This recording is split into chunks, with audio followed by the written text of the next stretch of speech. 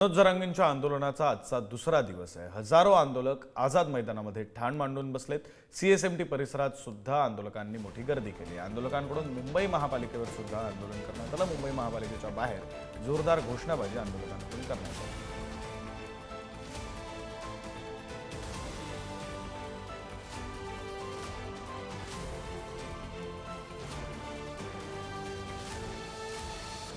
आपल्यासोबत बोलण्यासाठी प्रतिनिधी पंकज दळवी सध्या आझाद मैदानातून जोडले गेलेले आहेत। पंकज, एकीकडे आझाद मैदानाच्या बाहेर वातावरण तापतंय, आंदोलक आक्रमक झालेले आहेत। आझाद मैदानातली नेमकी काय परिस्थिती? आझाद मैदानामध्ये आपण बघतोय जरांगे पाटील ज्या स्टेजवरती जे आराम करतायत त्या स्टेजवरतीच आपण आहोत।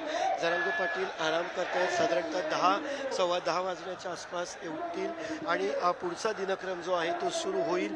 वेगवेगळे मान्यवर भेटायला येत आहेत। आताच त्यांना भेटायला उद्धव ठाकरे यांचे शिवसेनेचे हिंगोलीचे खासदार नागेश पाटील आष्टीकर जे आहेत ते भेटायला आलेले आहेत। त्याच्यानंतर दिवसभर मान्यवर येतील आणि भेटीगाठी होत असतील। सगळ्यात महत्त्वाचं म्हणजे अजूनपर्यंत याबाबतची कोंडी फुटायला सुरुवात झालेली नाही आहे। सरकारकडनं कुठलाही अप्रोच जो आहे तो जरांगे पाटील यांच्या टीमला किंवा त्यांना झालेला नाही आहे।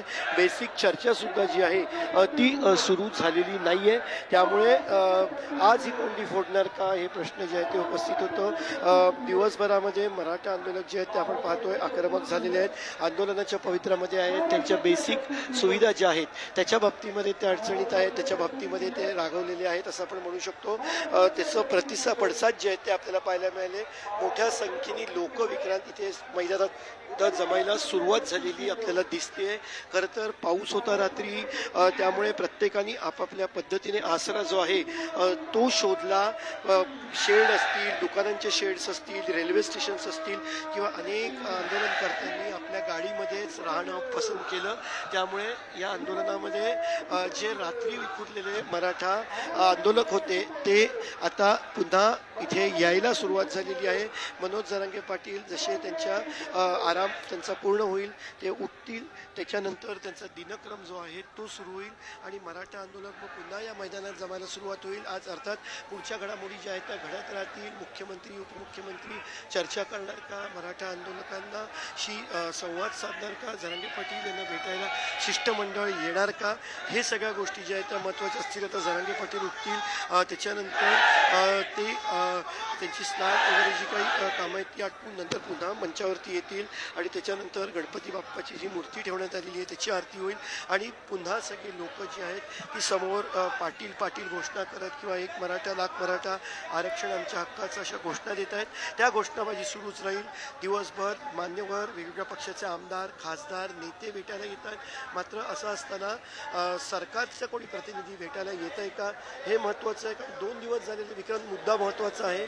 भावनिक आरक्षण हा विषय आहे, मात्र त्याच्यासोबत तांत्रिक मुद्दासुद्धा महत्त्वाचा आहे। आरक्षणाच्या मागणी करणाऱ्या जरांगे पाटील यांना 2 दिवसाची 1 दिवसाची मुदत वाढवून दिली, त्यामुळे 2 दिवस झाले। आता आज पुन्हा त्यांना 1 दिवसाची मुदत वाढवून देण्यासाठी अर्ज करावा लागणार।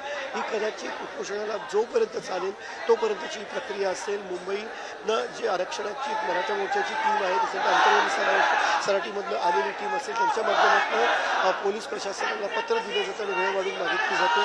तेच आज करावं लागणार। महत्त्वाचं जर का पोलीस शासनाने जर का हस्तक्षेप केला आणि चर्चा पार पडली तर त्याच्यावरती तोडगा निघू शकतो। बरं, धन्यवाद पंकज या सगळ्या सविस्तर माहितीसाठी।